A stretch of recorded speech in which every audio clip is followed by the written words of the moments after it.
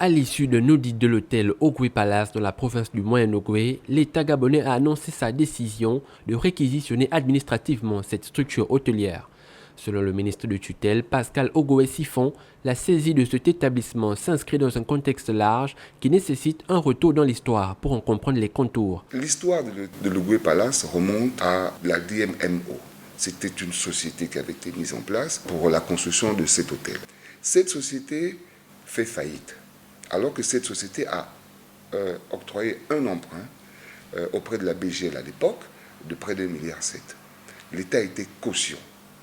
Compte tenu de la faillite de cette société, l'État était obligé de rembourser cet emprunt. Donc l'État devient propriétaire. Le président se rend compte que l'hôtel est de plus en plus délabré. On confie donc, il demande à la société SHTMO de se constituer en société avec comme pour actionnaires Madame Laure Gonjou, M. Joël Ogouma, M. Richard Onouvier. Ils vont se constituer en société. Ils nous disent qu'ils vont avoir un contrat pour la gestion de l'hôtel.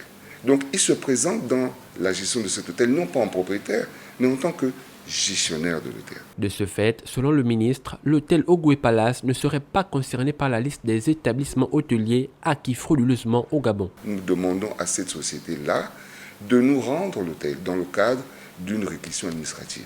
Ça ne veut pas dire que ce sont des mafieux, comme c'est dit aujourd'hui dans la presse, qui se sont accaparés l'hôtel. Non, n'allons pas dans tous les sens. Rappelons que les résultats d'un audit des hôtels de l'État gabonais a conduit au lancement de procédures visant la réquisition administrative de 5 hôtels de la place dans les provinces de l'Estuaire, de l'Ogoué maritime et du Moyen-Ogoué.